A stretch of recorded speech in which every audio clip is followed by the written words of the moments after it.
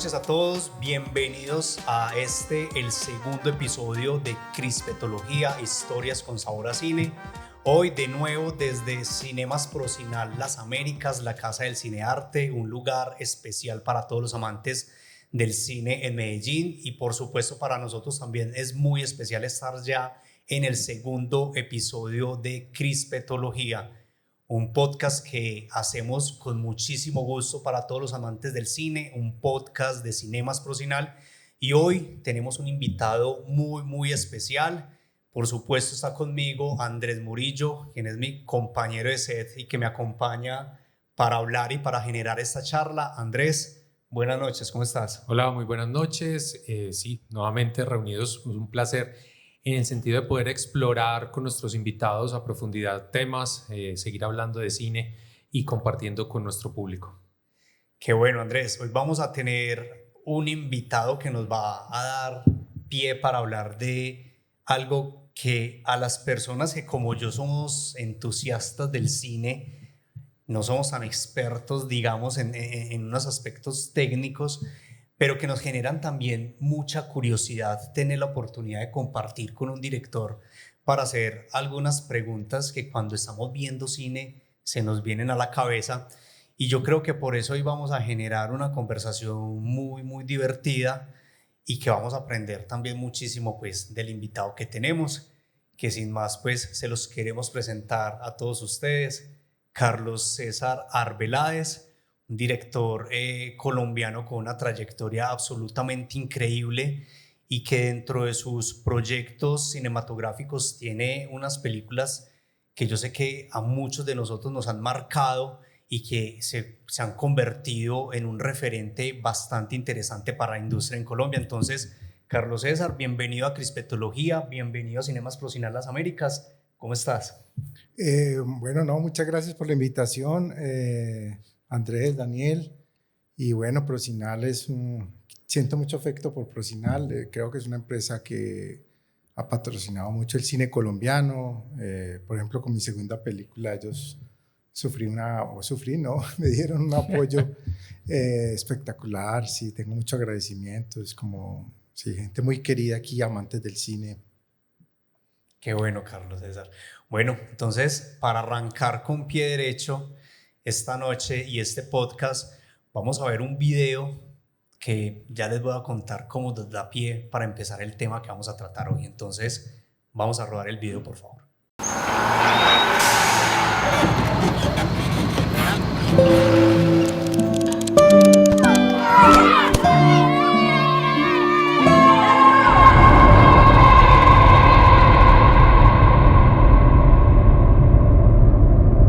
Papá, esos no son los que vinieron la otra vez. Yo los conozco, ¿cierto? Yo no me voy a mover de aquí. ¿Sabes de pistola? Con estas cosas que tumban los helicópteros.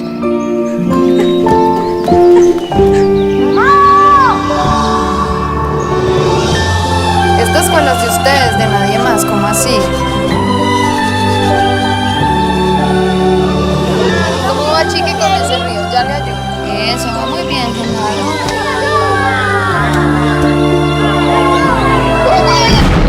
Pa, ¿y mi balón qué? Que a nadie se le ocurra meterse a ese potrero. ¡Hágale poca luz! ¡Se puede poca luz! ¡Profe! Yo he oído por ahí decir que es que los albinos no duran mucho tiempo.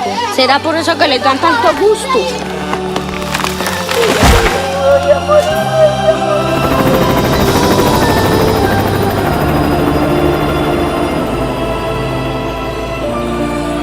Dígame qué dice ahí.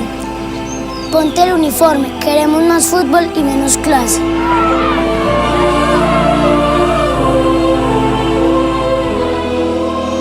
Me tengo que ir. Adiós, Manuel.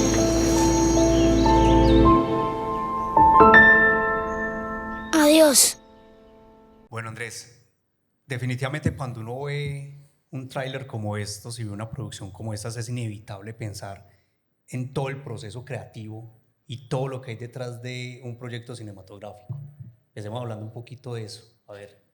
Sí, creo que parte de la sorpresa o la magia que tiene el cine de cara a los espectadores es todo eso que está detrás de cámaras y todo el proceso previo antes de poder llegar a una gran pantalla, y que son muchos sacrificios, muchos procesos, lágrimas, para algunos mucho más que lágrimas, inversiones, ganancias, pérdidas, aprendizajes, es de todo. Y tiempo. Y pienso que es una de esas cosas que quizás no está reflejado muchas veces en la película, pero sí hace parte del proceso, y es cuánto tiempo hay detrás. Es el tiempo de escritura de un guión, es el tiempo de consecución de recursos, de preparación como tal de la película, para llegar finalmente a un momento de exhibición, de enfrentarse al público con ese producto final, pero que de ahí hacia atrás es muy amplio. Además, ahí me gustaría hacer una acotación alrededor de Carlos César. Yo tuve la oportunidad de conocerlo cuando yo estaba en la universidad y él ya estaba haciendo, nada de la edad pues, y, y que él hace parte de una generación que en Medellín empezó a hacer ficción cuando la tendencia era hacer documental, porque el acceso a hacer cine pues era medio imposible, y era simplemente la facilidad de una cámara en video, un Betacam en ese momento creo yo, o 3/4 incluso, pero empezar a hacer ficción. Entonces hace parte de una generación cuando fue descubrir, abrir camino y entender esas dinámicas de producción y cuánto implica hacer una producción audiovisual, porque claro, la emoción, los amigos, la adrenalina de juntarse un fin de semana para narrar, eso está muy bien, pero incluso para llegar a ese fin de semana, cuánto trabajo hay antes, y después de ese fin de semana de un rodaje, cuánto tiempo sigue para llegar finalmente a un estreno. Es decir, es una cadena de sucesos que no tiene por qué ser, digamos, revelado para los espectadores o algo significativo, pero sí que hace parte de esa cuota de sacrificio, de entrega, de compromiso, y yo siempre he dicho de testarudez por parte de un director, de un compromiso frente a un proyecto, de sacarlo adelante. Qué tan testarudo se tiene que ser, porque son muchos los no que hay en el camino para poder llegar a una buena consecución. De acuerdo. Y Carlos César, ¿cuánto tiempo hay detrás de Los Colores de la Montaña? Bueno, no, es una película que yo la rodé en el 2009, sí, me demoré casi 10 años haciéndola. En ese momento era una cosa pues absolutamente exagerada. Hoy parece que las películas también, ahorita he estado en los Macondo viendo la premiación y eso, perdón, y también decían cineastas que bueno, que 8, 9 años, 10 años haciendo una película.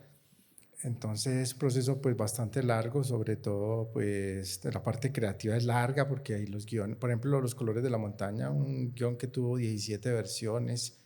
Yo recuerdo que la primera versión, que se llamaba Detrás de la Montaña, fue por allá como en el 2000, y luego por allá en el 2005 ya se llamó Los Colores de la Montaña, y las versiones finales las tuvimos, sí, por allá en el 2008, 2009. O sea, fue un proceso bastante largo en cuanto al guión. Luego también está todo ese cuento de los actores no profesionales, que la gente dice, bueno, ustedes hacen películas con actores no profesionales porque no tienen plata para contratar actores famosos y eso, y bueno, sí es cierto, pues si quisiéramos a Brad Pitt aquí haciendo de campesino, valdría mucho dinero, pero hacer películas con actores no profesionales es muy costoso porque tú tienes que hacer un casting muy grande. El único secreto para uno tener un buen casting de actores no profesionales es hacer un casting muy grande.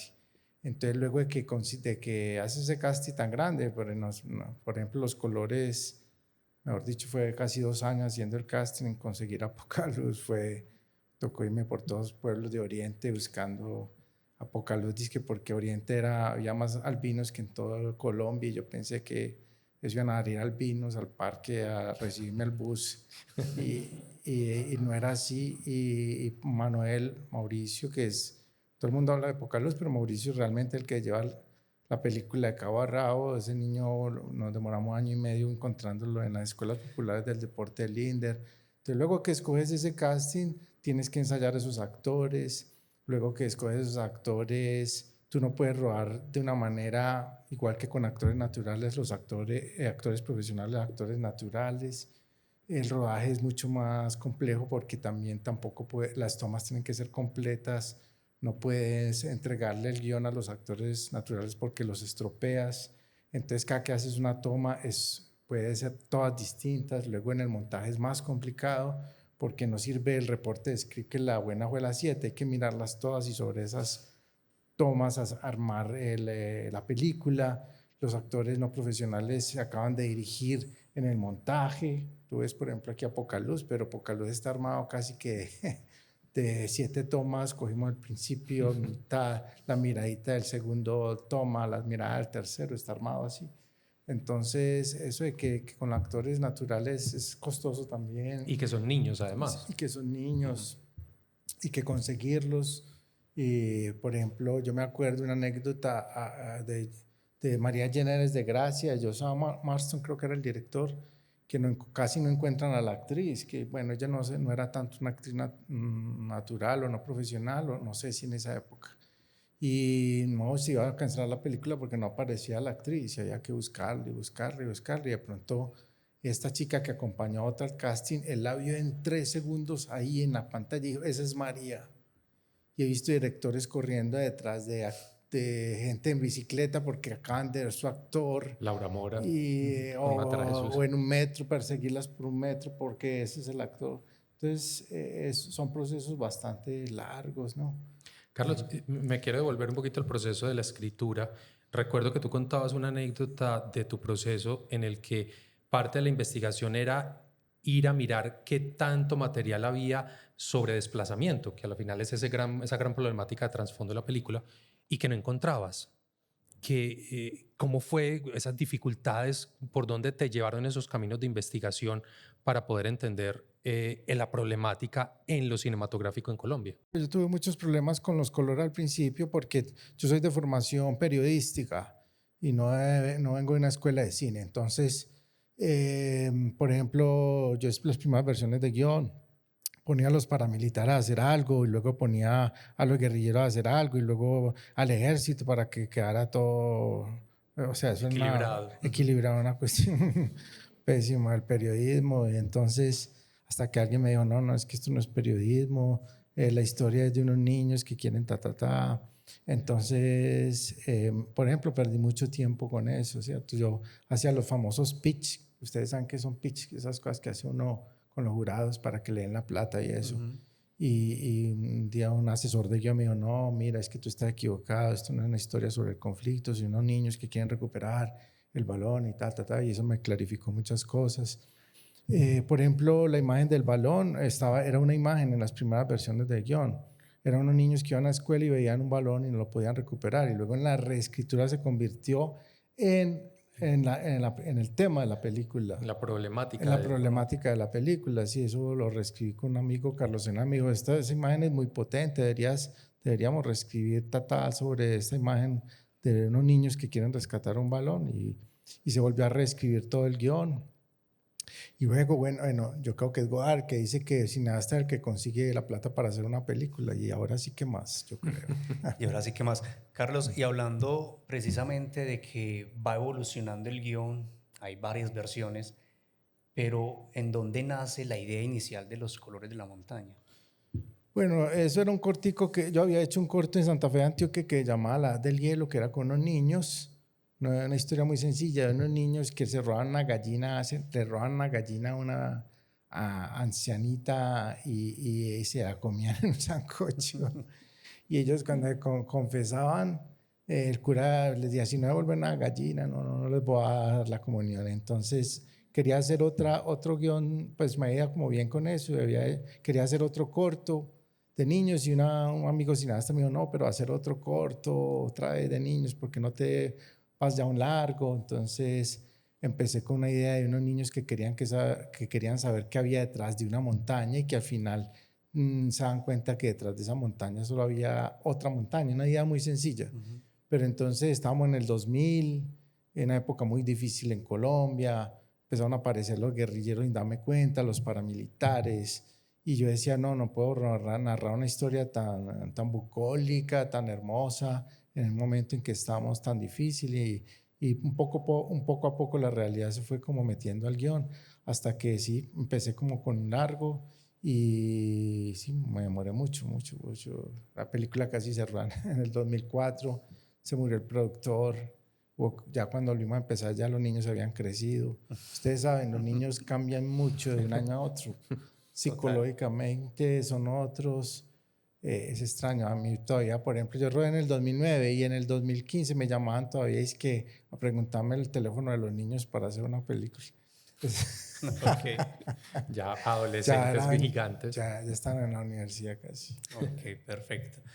Bueno, vamos a ver otro corto, otra parte importante y continuamos en esa conversación. Entonces, por favor, para que rodemos el video. 3, 2, 1, acción. Bendito sea Dios lo que fue mi marranito. Corte. Listo, ¿qué? Vamos. Ok, corta. El casting de Los Colores de la Montaña tardó aproximadamente unos 3 años. Fue un casting bastante complejo de hacer. Iniciamos buscando niños en todos los barrios de Medellín, en todas las comunas, de norte a sur, de oriente a occidente. Posteriormente, con la ayuda del Instituto para la Recreación y el Deporte INDER, pudimos acceder a todas las escuelas del deporte que ellos tienen en la ciudad. Y fue así como en esas escuelas del deporte realizamos un casting de aproximadamente unos 2.000, 2.500 niños, de los cuales terminamos seleccionando tal vez unos 1.000 niños. Hicimos una preselección de 400 y esos 410 y esos 10 niños volvimos a ensayarlos y escogimos al protagonista. Bueno, y precisamente el tema que veníamos hablando del casting, del proceso de casting y también del proceso de crecimiento de los mismos actores y cómo van evolucionando, no solamente durante el rodaje, sino también después de que la película se estrena. ¿Qué va pasando con esos actores? ¿Qué enseñanza deja los Colores de la Montaña, por ejemplo, a los actores que hicieron parte, digamos, de ese rodaje?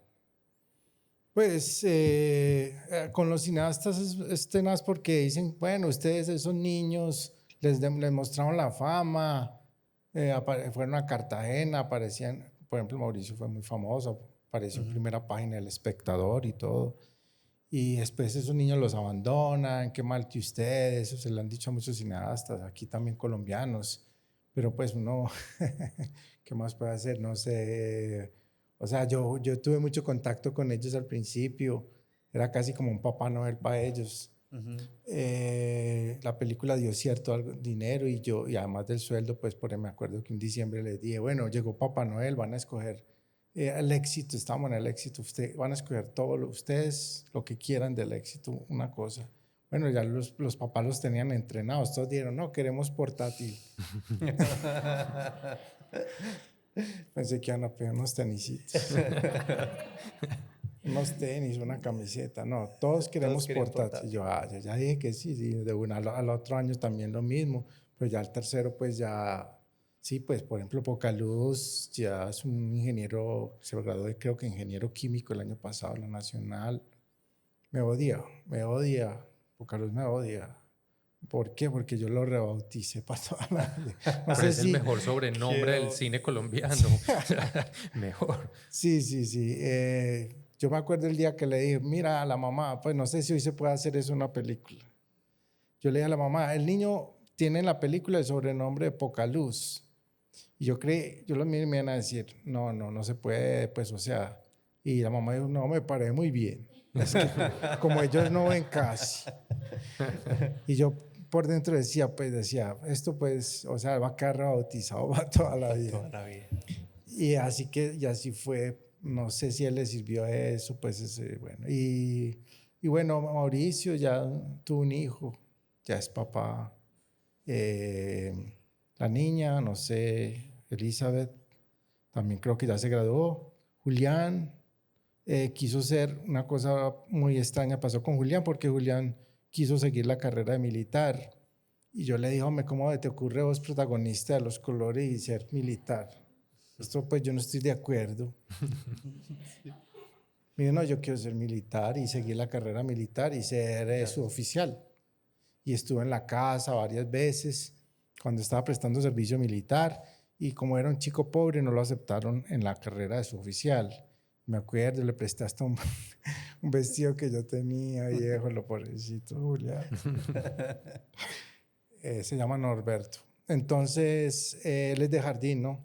Y pasó algo muy bello con él, porque él quedó muy decepcionado, no supo qué hacer después del ejército, y un tío lo llamó a trabajar en unas plantaciones que tenía por allá en el sur de Colombia, en el Putumayo, y él se fue allá y le tocó conocer guerrilleros, que esos que raspaban hoja de coca y eso, y habló con ellos, y se dio cuenta que no era un poco lo que le decían en el ejército, que era gente que estaba en unas condiciones tan difíciles como las de él, que eran campesinos igual que él, y que no eran malos, sino que simplemente era una situación de humanidad, que esa cosa tan bella que debemos buscar los cineastas en los personajes, que es la humanidad de los personajes, y él se dio cuenta que eran tan humanos como él, y vino y ya dejó lo de la carrera militar, pues que nosotros nos sentíamos un poco decepcionados. Y hombre, vos fuiste protagonista de esa película y querés ser militar y salir por ahí con un arma y esas cosas. Carlos, y ese proceso de acoplar, de sintonizar a todos estos chicos, porque, claro, venían de municipios distintos, es decir, entre ellos no eran amigos, pero para la película tenían que parecer los mejores amigos de toda la vida. ¿Cómo fue ese proceso de acoplar las emociones para estos chicos? ¿Cómo fue tu proceso? Claro, es que mira, siguiendo con lo del casting, cuando usted tiene los actores y empieza a ensayarlos, el problema no es solo ese, el problema es que hay que crear el personaje, así sean actores profesionales o actores no profesionales. La decisión de trabajar con actores profesionales o no es una decisión ante todo estética, porque la película te queda distinta, no es que te quede mejor. Con actores profesionales te va a quedar de una manera, con actores no profesionales te va a quedar de otra manera. Entonces es una decisión estética. Pero una vez tienes los personajes, tienes que crear el personaje. Crear el personaje es, por ejemplo, en eso que llaman Amor, mi segunda película, había una chica que hacía de prepago, y la chica no era prepago, era estudiante de la Medellín. Y entonces con ella, porque un actor actúa una emoción. Si por ejemplo tú necesitas un taxista para una película, ¿tú qué haces? Pues lo voy a buscar en las empresas de taxi o en choferes que manejan camión y eso. Y luego no es que porque sea taxista tú lo dices, bueno, vas a entrar aquí, estás alegre, imagínate que está tu hija y lo hace y no lo hace bien.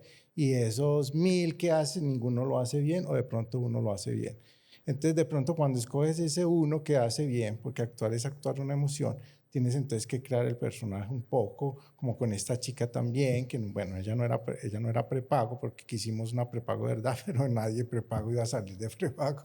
Entonces creamos el personaje con ella, que es que hay que hacerle una biografía, o yo les hago una biografía, les hago una entrevista, después ella tiene que investigar por su propia cuenta, que es una prepago de todo. Yo, por ejemplo, le decía que lleva en un bolso una prepago, ella tenía que saberme decir eso. ¿Dónde compran una prepago la ropa? ¿Cuál es el ringtone que suena de un celular de una prepago? Ella todo lo debería saber. Con estos chicos eran campesinos, pero, por ejemplo, Pocaluz, que salvó a su papá 2 veces de que lo mataran en Granada, él era campesino, pero ya llevaba desplazado a Medellín como 2 o 3 años. Con Mauricio era Sonsón también. Y Julián, que era Norberto, también, él sí vivía en Jardín. Entonces nosotros, ¿qué convencí yo al productor? Que fue una cosa muy difícil, que lleváramos a Pocaluz, a la niña y a Mauricio a Jardín y que volvieran a recuperar su pasado campesino que habían olvidado. Eso es crear el personaje.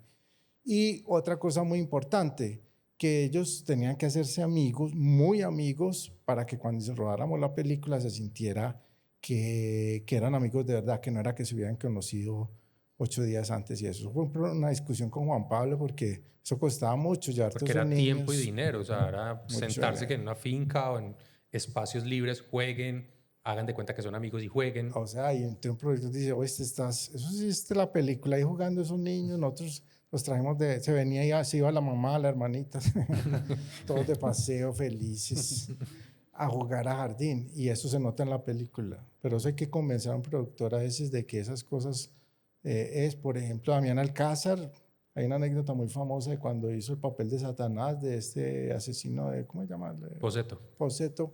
Él se vino un mes antes y se quedó en Bogotá, no hablaba con nadie, se fue al hotel donde vivía este asesino, fue a los sitios donde iba él, no hablaba con nadie Y cuando ya llegó la película ya había creado el personaje. Y te digo que es un actor, pues que yo no diría, no, que no tiene ni que crear el personaje porque es un gran actor. Y por eso también es muy importante que, por ejemplo, los actores en escena, cuando están en una película, no les hablen la gente, no porque es que sean muy importantes y eso, porque también por eso, sino porque lo sacan del personaje. Claro. Entonces empieza un asistente, vení, ¿te acordás de? Uy, que no, qué película, hermano. Mi hermana me dice que si me puedo tomar una foto con eso no se puede. El mismo productor le llama porque le está sacando el personaje. Claro, de acuerdo. Y la importancia de mantener precisamente esa línea del personaje y metidos realmente dentro del personaje tiene que ver con la connotación que finalmente vemos en la puesta en escena y en las imágenes que vemos. Y hay una imagen que cuando vemos los colores de la montaña, a mí personalmente me llamó mucho la atención, y es cuando los niños están como hablando de las balas y explicándole de qué son cada una de esas balas. Vamos a ver esa escena y conversamos un poco de ese tema.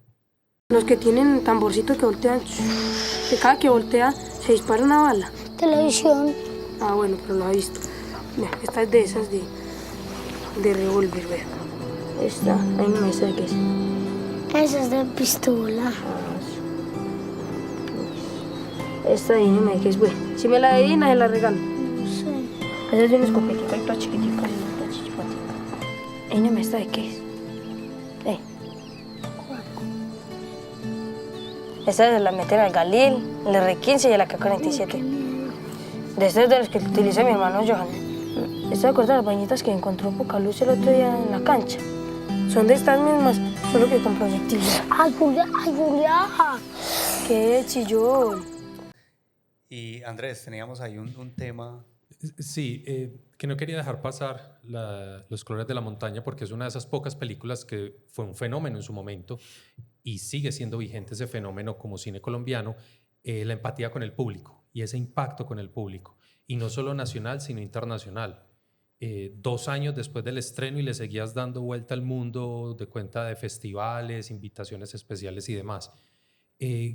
¿Cómo fue para vos como director esa conexión? Que eso que sale de tu sentimiento, esa construcción larga en el tiempo, una vez se expone, se da de cara al público y encontrar esa respuesta, ¿cómo lo vivís? Pues eso fue una sorpresa, Los colores, porque yo rodé esa película después de tantos años, no, de muchas vicisitudes con esa película, y dije, bueno, ya voy a editar esto, lo entrego al FS que me dio una plata y ya no hago más películas, porque si cada película es esto, no, pues o sea, me va a volver loco.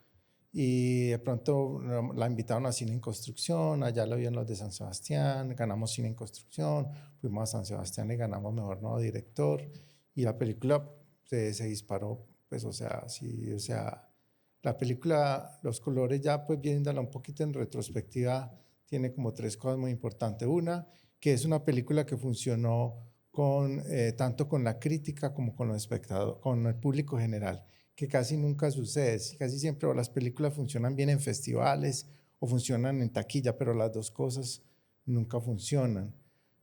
Otra cosa pues muy bella que ha pasado con Los colores es que mucha gente, por ejemplo, yo ahorita estuve en Sonsón, en San Carlos, Festival de San Carlos, y yo le preguntaba a veces, ¿quién han visto la película? Y todos la han visto, y sin embargo vuelven a verla.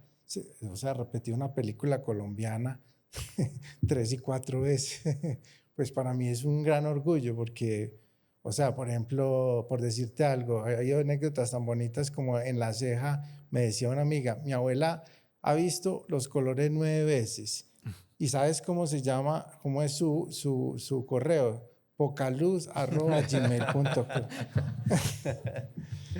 O sea, sí, pasó como una cosa de esas y llevo casi ya 15 años presentando, no, más o menos unos 12, 13 años presentando Los colores, y todavía la sigo presentando mucho en festivales. El año pasado la compró Amazon Prime. Estuvo en Retina Latina durante muchos años, casi siempre en el primer lugar. Estuvo en Netflix, ahora está en VIX, que es una plataforma también mexicana muy grande, latinoamericana. Entonces sí, pues, o sea, yo nunca pensé que esa película fuera a tener el éxito que tuvo. Obviamente la mirada de los niños y esa cosa, pero cuando íbamos a estrenar, me acuerdo que el productor de RCN dijo, la plata que le metamos a esto es plata perdida, porque nadie quiere ver una película sobre desplazados. Ya todo el mundo está mamado de ese tema, nadie quiere saber más de ese tema, eso nadie va a ir a verlo, etcétera. Y sin bueno, películas del tema, pues además, y sin películas del tema. Sí, y sin tantas películas del tema, pero como todo el día en las noticias aparecían noticias de desplazados y eso, la gente estaba hasta aquí, eso no va a producir tata, y sin embargo la película fue un éxito. Y bueno, fue como mi pasaporte al mundo, visité muchos, tuve la suerte de ir con ella a muchos países, muchos festivales, ganó no sé cuántos premios. Carlos, y de todos esos éxitos que ha tenido la película, que tuvo la película también durante su paso, ¿cuál ha sido el más significante o el más relevante para vos? Para mí, pues para mí lo más importante es que todavía la presento. O sea, 13 años todavía estar, acabo de presentarla, bueno, no sé, en gran festival, pero todavía la presento mucho y me llaman mucho a presentar la película. Eso para mí, pues sí es un orgullo. He visto llorar mucha gente también en esa película, en mi curva. Pero sí es una película que conmueve mucho. Que en el espíritu de lo que es crispetología, esa anécdota, y me puedes corregir, Carlos, en su momento de estreno, es una película, como decía Carlos, rara en ese equilibrio, porque o se tiene al público y una muy buena taquilla, o se tiene la crítica especializada, pero no la vio nadie. Y en ese equilibrio iba por cuarta semana de estreno y 450.000 espectadores, que eso ya es una cifra pues, increíble para nuestro cine. Pero en esa quinta semana la taquilla se cae y empieza una picada. Y recuerdo que vos decías, sí, es que me la acaban de ofrecer en el semáforo, que en ese momento la piratería frenó en seco lo que pudo haber sido una taquilla récord para una película colombiana, pero que es un ejemplo muy claro de que sí se puede hacer una película profunda, inteligente, que tenga esa empatía con el público, y eso es que es extraño en nuestro cine. Sí, de todas maneras el mercado cambió mucho. La agente de ventas internacional de la película, que era una francesa, Sudi, me dijo, si te demoras 2 años más en estrenar esta película, no hubiera pasado. No hubiera funcionado. Lo mismo. O sea, la estrenaste en el momento que era y ya el mercado cambió, el cine cambió. Ya, pues, no sé si iba a estrenar Los Colores, yo no sé cuánto haría. No creo que esa taquilla. Pero bueno, funcionó ese momento. Sí se pirateó mucho. Por ejemplo, los profesores la pusieron mucho en los colegios y nos quitaron mucho porque ya la veían los niños, entonces ya no iba el papá y la mamá. Pero bueno, se apoderaron de ella también la gente y la vio mucha gente. Hay gente que dice que eso es mentira, es que la piratería la quitaba, pues porque ya ahora nadie piratea películas, así esas de DVD y eso. Que eso, el que no tenía plata para ir al cine la compraba pirata, pero el que tenía iba al cine. Entonces también ya las últimas veces que hubo DVD, nosotros los cineastas les llamamos a las películas a los piratas. Yo me acuerdo, ayúdala a promocionar. Sí, claro, yo me acuerdo que incluso la película estuvo en Perú, en un festival de cine de Perú, y yo fui allá a Polvos Azules, que tiene un nombre muy bello allá, ese centro comercial, donde todas las películas, venden las películas piratas, y me tomé foto con el pirata y me hizo autografiarle y dedicarle la copia pirata. Y después se volvió la manera de distribuir nuestras películas. Todo el mundo iba donde un pirata porque era una manera de distribuirla. Otro canal. Casi. Otro canal. Y ya que le iban a piratear, ya después fue que si te pirateaban era un honor, porque no pirateaban todas las películas. O sea, tú ibas y se las llevabas y decías, ¿esto es de qué? No, creo que no nos da plata, nosotros no vamos a piratear esto. O sea, ya es un termómetro. Yo voy del a mercado. verla, sí. O sea, terminamos a llevar a los piratas y después decían, no, esto no debe vender más, no vamos a sacar tantas copias porque perdemos la plata. Pero ya pues se acabó el DVD, ya no sé. De acuerdo. ¿Y qué tanto, yo desde esa óptica más entusiasta del cine, no tanto desde la óptica de un experto, qué tanto el director de la película está, digamos, relacionado directamente con los temas comerciales ya de la película? O sea, ¿hasta qué punto ese rol de director llega también hacia el tema ya más hacia el mercado? Sí, ahora, a ver, la última película, Natasha Mayungo, que está acá, me ayudó muchísimo a estrenarla. Me tocó a mí hasta ir a pelear con los de los teatros para que me pusieran el afiche. Y porque ponen los gringos y yo lo puse y ella me ayudó y todo eso. Pues no, a los directores nos ha tocado mucho, claro, meternos a producir la película también. Por ejemplo, guionistas, casi la mayoría de los cineastas latinoamericanos son guionistas y directores. Y que ahí siempre uno escribe el guión y todo el mundo le dice, el guión es lo más importante de la película, a través del guión se consigue el dinero y eso, pero apenas se hace la película y no esos guiones tirados por ahí en la esquina, todos arrugados y sucios, dicen, ¿guión para qué? Entonces, ¿y cuándo está el guionista? No, vamos a hacer la película, y después no, entonces uno termina también a veces poniendo el sueldo de guionista. Y claro, no, en el cine independiente toca mucho, pues sí, poner por todos lados. Si una tía se muere, hay que poner la herencia de la tía. Hay que sumar todo. Y Carlos, ¿y en qué momento se despierta entonces el deseo de la siguiente película? Decías ahora, esto fue desgastante, esto me tomó mucho espíritu, pero te animaste a la siguiente. ¿Qué hizo ese clic? Porque la mayor felicidad de un cineasta no es ir a festivales. Eso es importante, pues estar allá, que si te ganas un premio y eso, pues salir en Teleantioquia, ¿no? Todas esas cosas. Pero un cineasta lo que lo hace más feliz es hacer su próxima película, porque yo tengo ya unos trofeos y yo no me acuesto con eso, ni me levanto diciendo, mira mis trofeos, yo lo único que quiero es hacer mi próxima película, como cualquier artista. Un pintor quiere pintar su próximo cuadro, un compositor quiere hacer su próxima, no sé, sinfonía, lo que sea. Eso es lo que hace feliz a un artista, no los premios. Y eso, los premios, eso es circunstancial, aleatorio. Eso no, yo no creo pues que uno sea feliz por esas cosas. No quieres hacer otra película. Como te la avisa, me tocó darle $1000 más de mi bolsillo para que me puedan regalar el pasaporte. ¿Cómo así? ¿Le tengo que dar más plata? Sí, mi amor. ¿Cómo está de grande, mi campeón? Sí, Beatriz, ¿por qué te tengo que rogar tanto para que me traigas al niño, mi amor? ¿Y en qué estás trabajando? Estoy trabajando, Beatriz. ¿Oíste? Yo a vos nunca te había visto trabajando por aquí. ¿Te molesta mucho la competencia? Pues que me moleste así mucho, no. Pero no me fue tan bien como a vos. Víctor, vea que no es mentiras, es que me voy a las 5 de la mañana, ya compré el tiquete, todo. Despaciecito, que se le oye más bonito. Yo soy una persona seria, pero yo no voy a regalar mi plata. Víctor, yo le mando esa plata de España. No, mi amor. ¿Cómo se llama? La muchacha alegre. Siempre que está montada en la bicicleta está sonriendo. Hey, vení. Si querés nos tomamos una gaseosita o algo, ¿no? Usted coge el pan y lo abre por la mitad. Y le pone la empanada. Mero sándwich. Mira qué lunota. Un amigo cuentero decía que todos los sueños no realizados iban a parar allá. Lo que pasa es que mi mamá está enferma. Hey, si quieres te acompaño. ¿A dónde? Pues allá donde tu mamá. Necesito que me preste plata. ¿Qué pasó con el japonés que me habías dicho? Eso no se puede, usted sabe que no se puede, ya. Richard, necesito ese servicio, por favor. ¡Ey, se me va a pedir un más bajito, un payaso! Esa plática se perdió yo. Ayúdame. Es el último favor que te estoy pidiendo. Y lo siento, mi amor. Yasmín cogió ese servicio. Hola, Yasmín, mucho gusto. ¿Vos qué estás haciendo acá?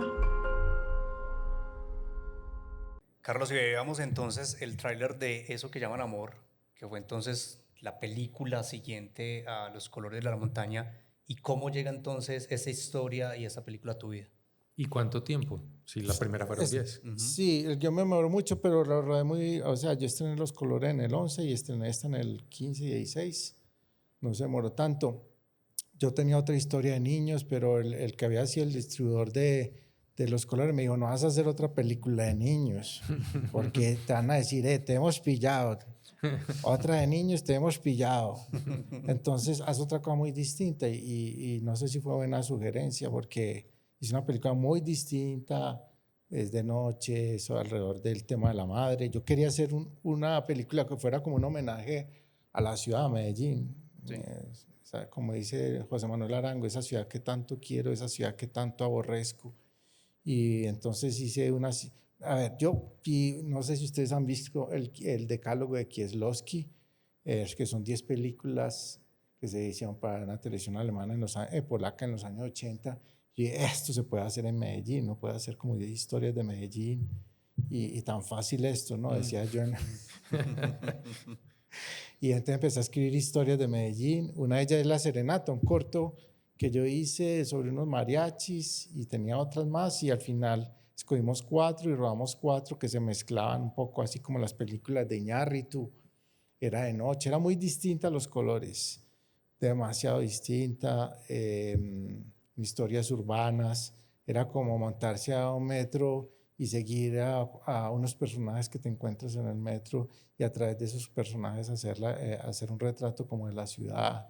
Pues si una mirás, yo pues pensé que el tema, yo esto lo he contado, que el tema era el amor y bueno, una anécdota muy bonita que no sé si la he contado o la han oído, es que Felipe Aljure, que fue el que con el que hice el último montaje de los colores y eso que llaman amor, me dijo, es que hombre, pero esta película, ¿cuál es el tema de esta película para hacer el corte final? Y yo, pues hombre, el amor, por eso se llama eso que llaman amor. ¿Cuál va a ser el tema, Felipe? Me dijo, no, el tema de esta película es la soledad, porque todos terminan solos al final.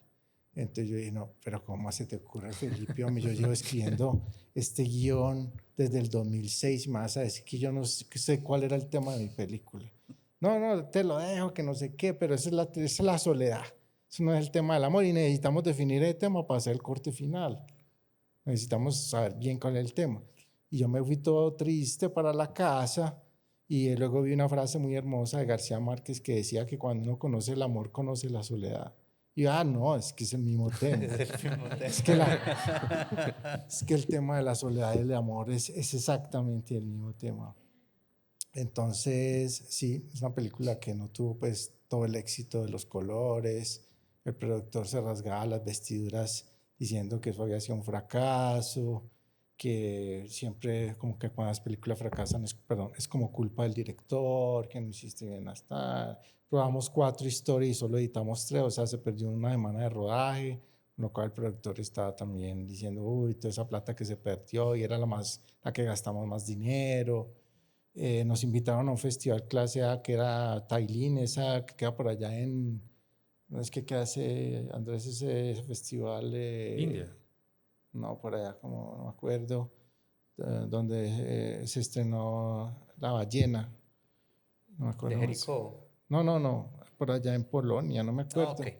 Que es un festival clase A y los que eran lo mismo los colores dijeron, no vamos a estrenar allá, no se vende allá, ¿para qué vamos a estrenar allá? Vamos para Roma, que ya estamos preseleccionados, hasta al final escogieron La Mujer del Animal.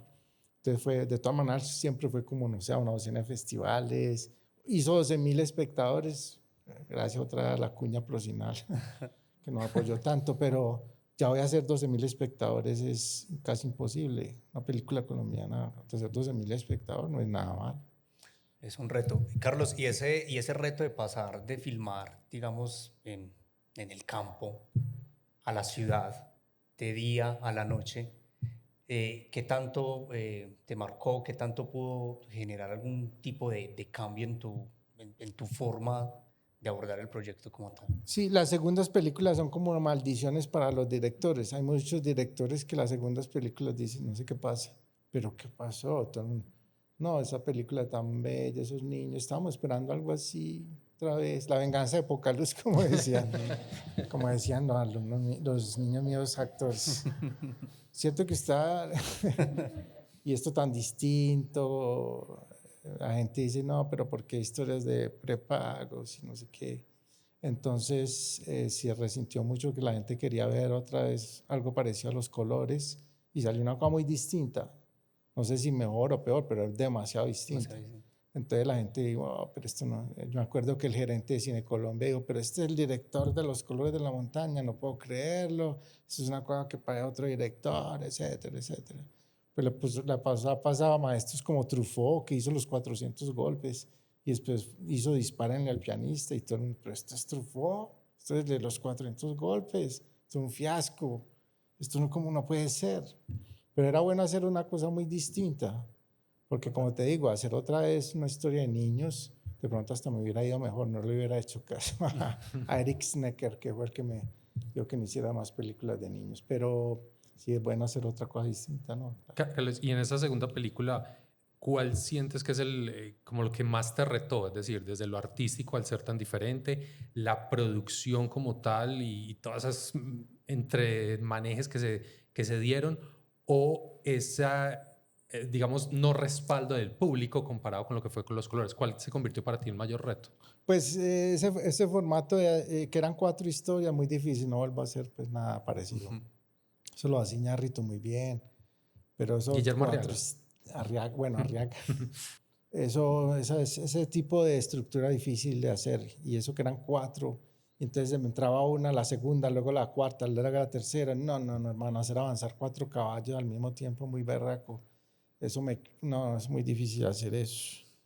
Y yo pensé pues que eso se podía hacer y no sé, hay algunas películas colombianas también creo que habían ensayado con el formato, pero eso también la mezcla de actores profesionales, sino, por ejemplo, un actor de teatro, por ejemplo Cristóbal, y no sé si se la vieron la película, ellos me convencieron a mí de que un actor de teatro mientras más lea el texto, mejor. Y entonces yo les entregué el guión, y lo cual ya viéndolo retrospectivamente, si yo hago otra película, si sea actores profesionales o naturales, no va a mostrar el guión. Y ellos me decían que sí, que antes el actor, que al memorizar el guión y los espacios que podían empezar a crear, y ese cuento me lo metieron. Y no sé, a mí no sé. Eso no me gustó mucho. Mira, me metieron un gol, no sé, hermano. Pues obviamente casi que una segunda película es una ópera prima también. Y bueno, las óperas primas están llenas de cosas muy buenas y cosas muy malas. No sé si ustedes se han dado cuenta.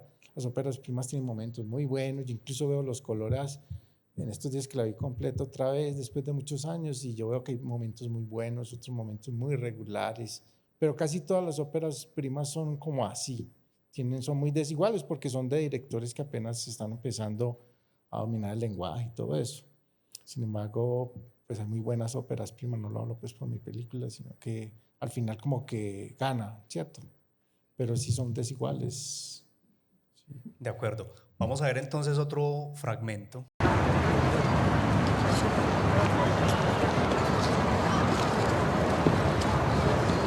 Te fue como bien hoy, ¿no?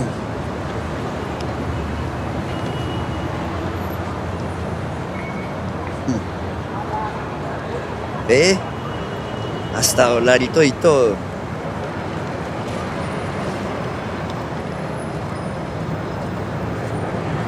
¿Oíste? Yo a vos nunca te había visto trabajando por aquí. Tan raro, ¿no? ¿Y es que qué? ¿Te molesta mucho la competencia? Pues que me moleste así mucho, no. Pero no me fue tan bien como a vos. Es que en este parque no hay cama para tanta gente, mi amor.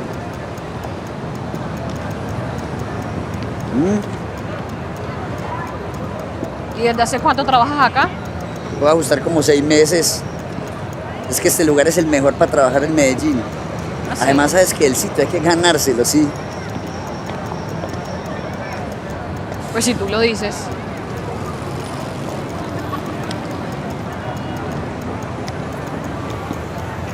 ¿Y ese disfraz tuyo? ¿De qué se supone que es?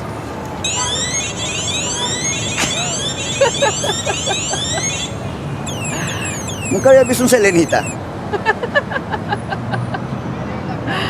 Un selenita. Sí. Carlos, Medellín, 2 personajes cotidianos. ¿Qué tanto crees que las personas quieren ver reflejada su cotidianidad, o qué tanta falta nos hace ver reflejada esa cotidianidad, incluso espacios por los que transitamos todos los días, pero que a veces se nos hacen lejanos verlos en la pantalla?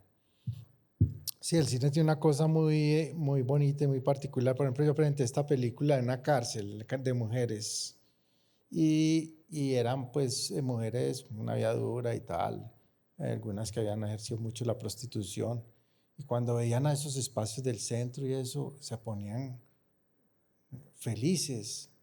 Y, mira, eso es por no sé qué, aquí está al lado, aquí a la vuelta queda no sé qué, si miraban. Y yo decía, pero ¿qué tiene de espectacular o de particular ver esos espacios?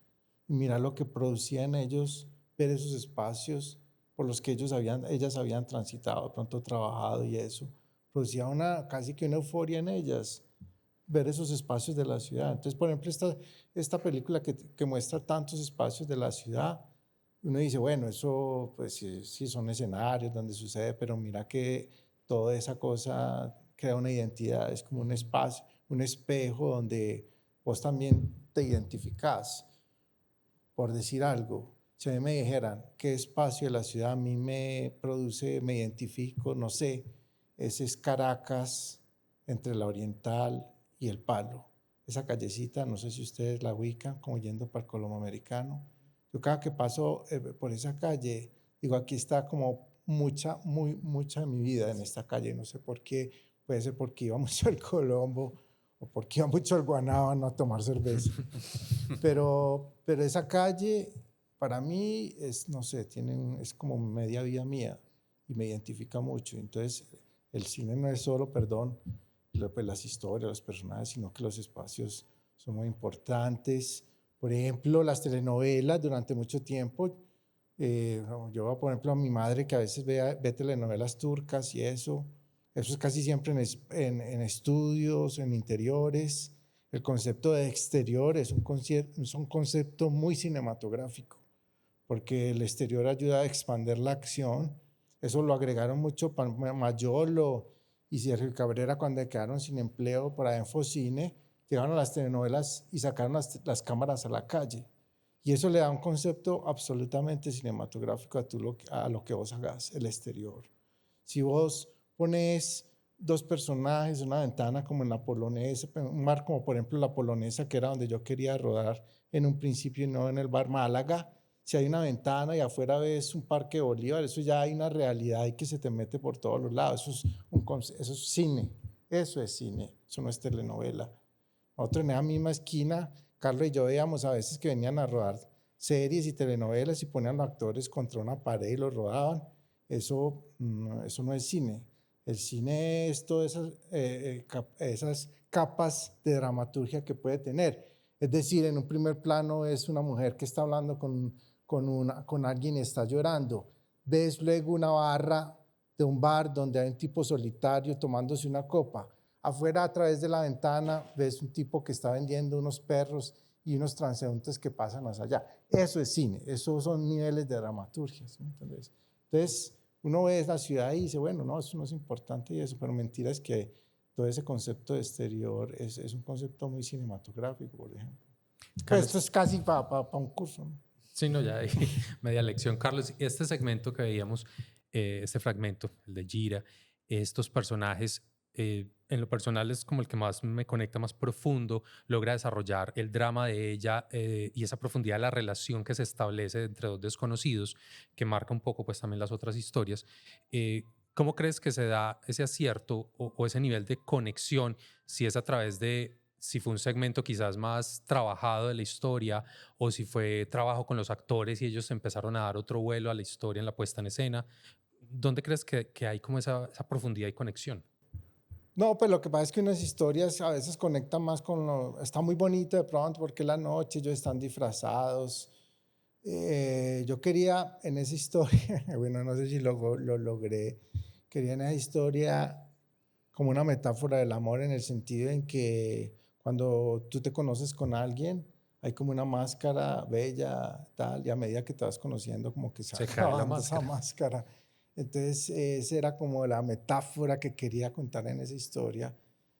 No sé si lo logré, pero era como eso, como que ellos se conocen de una manera, pero a medida que se descubren es otra cosa, ¿no? Pero hay cosas muy bonitas ahí, lo de la residencia, creo, lo de la terraza que le gusta mucho a la gente, pero a mí que me parece un poco romántico en eso, pero a la gente le encanta esa escena de las sábanas y eso. Y bueno, no sé si a otros los conecta, a otros... O el llanto de Gira, pues en ese momento esa llamada, sí, cómo se quiebra, parece muy potente esa puesta ahí. Sí. Por ejemplo, si ella dice mi madre sobre sobra, yo ya la veo oído porque dice mi madre. Me había dicho mamá, mi mamá se murió. Me había dicho eso. Pero bueno, ya uno ve las películas después pero ya no hay nada que hacer, ya. Pues, No es tuyo. Sí, sí. Por ejemplo, hay una escena ahí, una que rodé con Cristóbal y la otra que es un plano secuencia de 7 minutos. Es muy bella, muy bonito quedó eso, pero creo que perdí el punto de vista de ella, que era la protagonista, en ese momento, la que tiene la acción, ¿no? Donde está la acción, donde está el drama es en ella, no en él. Y por rodar ese plano secuencia no me concentré en el punto de vista, la mirada de ella. Y porque quería rodar eso en plano secuencia, no sé por qué se me metió, perdí el punto de vista de ella y la escena creo que perdió fuerza, porque en esa escena uno debería, después de que termina esa escena, uno debería ya saber que a ese señor lo van a echar de la casa, y creo que no es así, porque no la rodé desde el punto de vista de ella, pero si ves, ya no hay nada que hacer. Pero exploraciones, pues eso hace parte de ese viaje como director, también enfrentarte a esos Claro. demonios cuando se ponen ahí. Claro, que una película es la que uno la que reescribe, otra la que rueda, otra la que edita. Y al final, Carlos, ¿te pasa que tienes una escena favorita en tus películas? Sí, claro, sí. Por ejemplo, esa de Y en las eso que balas llaman amor, ¿cuál es la muy escena bonita en los colores. ¿Cuál, perdón? La de las balas es muy bonita, Okay. sí. En eso que llaman amor, me parece que hay unos momentos cuando está la prepago con el oriental que tienen como mucha autenticidad. Sí, pero pues eso dice uno. Perfecto. Vamos a ver entonces otro fragmento que tenemos preparado.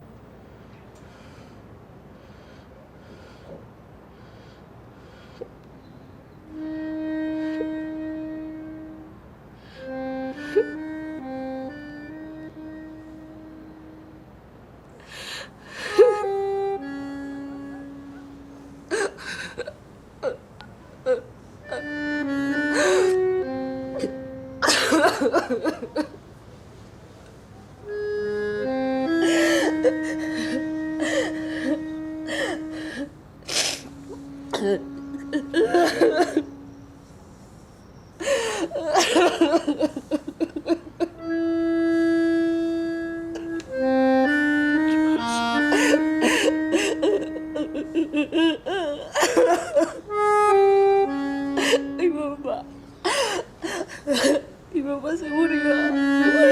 Mi mamá. Ay, parcerita.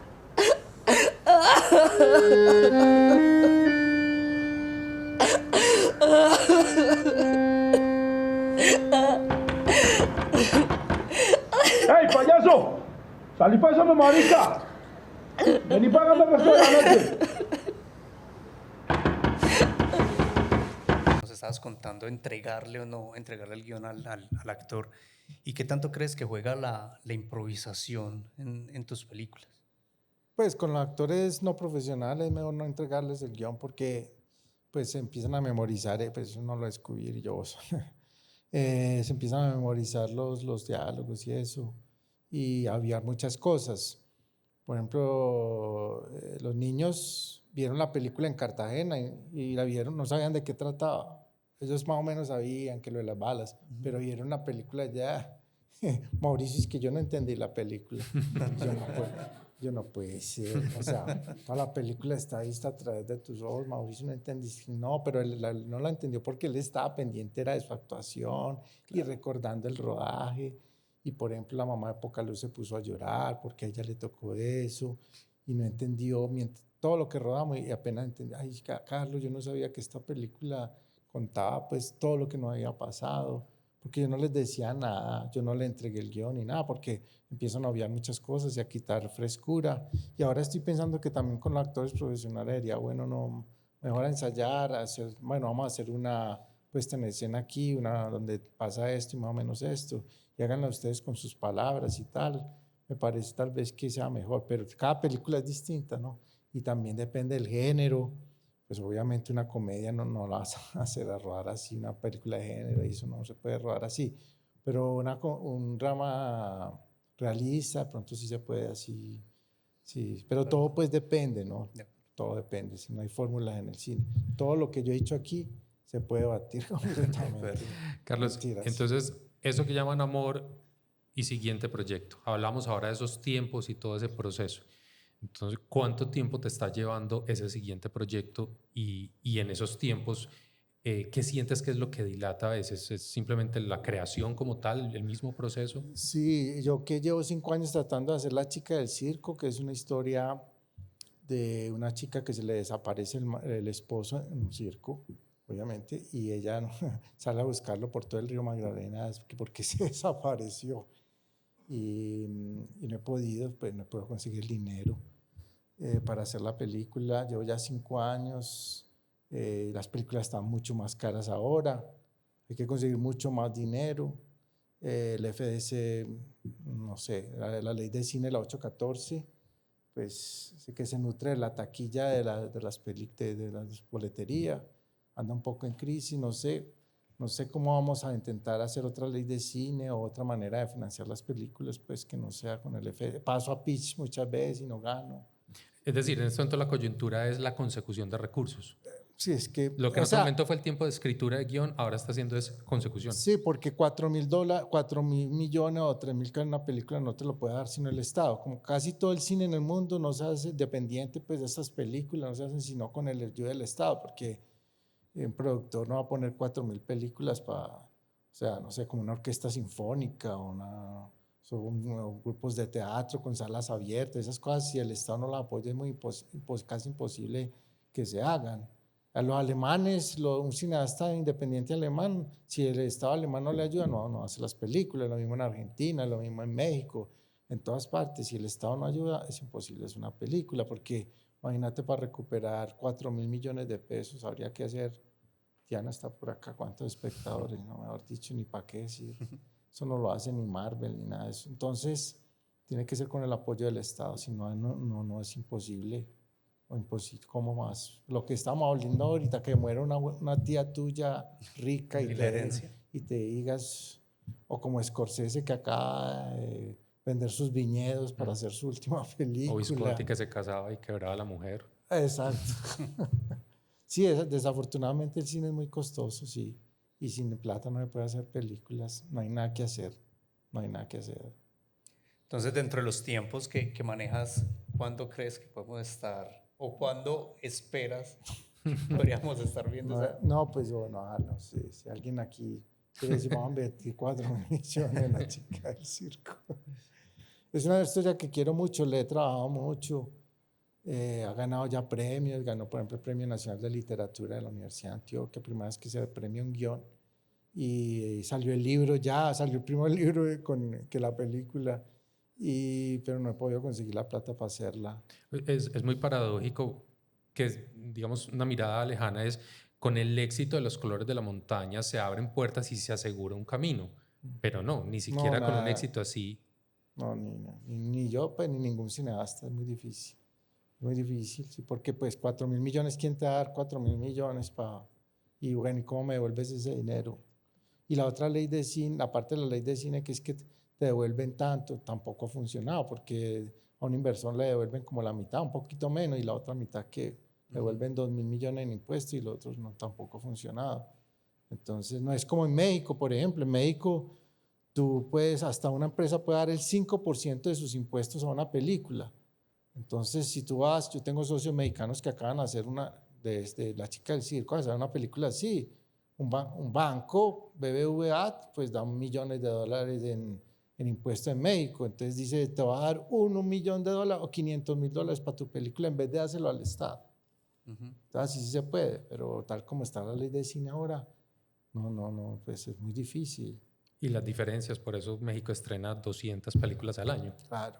Y tienen cine que también, tienen como 3 fondos distintos. Tienen como el FDC, que es el INCINE, el EFICINE, y entonces se mueve mucho. Así sí se pueden hacer películas, pero todos concursando por el FDC, 80 para 2 premios, 3 al año, es muy complicado. Y en tu rol de director, meterse, que en tu cabeza esté todo ese sistema de producción, pues llena de estrés o frustración también en tu proceso creativo. O sea, saber que de entrada se convierte en un reto, independiente de la historia que vas a escribir, son 4.000 millones por delante. Sí, claro, obviamente, todos, pero yo no soy, hay muchos colegas que están en la misma situación esperando conseguir el dinero para hacer la película, creo que hay que renovar, hacer otra ley de cine, pues que ya, la que se hicieron, además se estrenan 42 películas al año, así todo, pero esa ley ya no funciona, no sé, hay que crear como otra ley de cine para que podamos seguir haciendo películas. Para mí pues es una frustración no poder hacer esta película de 5 años, o que cada película lleve 10 años, es demasiado, ¿no? Mucho. Demasiado. Bueno, Carlos, y para ir cerrando esta charla que hemos tenido, en la que hemos aprendido muchísimo y hemos conocido también unos aspectos muy interesantes de todo tu proceso creativo y como director, tengo por acá una serie de preguntas, unas preguntas de esas difíciles y corchadoras. Y 3 ejemplos. Pero que son de esas que nos llaman mucho la atención a las personas que nos gusta ir al cine, saberlas y conocerlas de un director. Entonces, va la primera. ¿Película favorita de todos los tiempos? Para mí, para ti. Vivir, de Akira Kurosawa. Genial. ¿Cuál es su género favorito de cine? No, el drama. Sí. ¿Qué prefieres? ¿Filmar en exteriores, interiores? No, las dos. ¿Y entre la ciudad y el campo? En el campo, tal vez. Ok. Si no fueras el director, ¿qué serías? Si no fuera director o en el cine. En el cine. Pues me gustaría ser fotógrafo, sí, claro. Fotógrafo, sí. Ok. ¿Cámara en mano o encuadre fijo? Cámara en mano, claro. Una película que te gusta, pero no quieres que nadie sepa.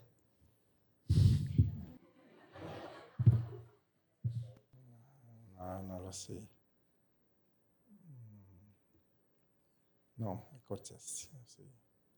Tendría que pensarlo bien. Ok, y la última.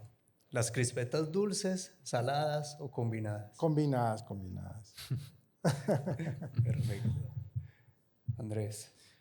Nada, Carlos, muchísimas gracias por todo este espacio, este conocimiento. La idea un poco de este espacio con Carlos era poder explorar y, como decía al comienzo, transmitir esos espacios y todos esos tiempos para llegar a una película, todos los esfuerzos. Y para mí, reitero, la testarudez, unos 10 años adelantando un proyecto, hay que ser muy terco. Sos muy terco, Carlos. Sí. Obstinado. Hay que ser muy terco. A todos ustedes, muchísimas gracias por asistir a este segundo episodio de Crispetología acá en Cinemas Profesional Las Américas. A Carlos César, pues darle las gracias por esta charla. Realmente también aprendimos muchísimo. Fue casi que una cátedra magistral de varias cosas, aparte de conocer ese lado también estético y sensible que están detrás de todos tus proyectos. Muchas gracias por la invitación. Bueno, y Andrés también, muchas gracias de nuevo por acompañarnos y por darle a esta charla también un toque mucho más elevado para poder llevar la conversación a unos niveles que sean realmente bastante interesantes. Muchas gracias a Cinemas Profesional que abre este espacio para poder compartir con el público, para profundizar todos esos temas alrededor de la creación cinematográfica y que siga siendo una disculpa para encontrarnos. Bueno, muchísimas gracias. Esto fue Crispetología, Historias con Sabor a Cine, episodio número 2.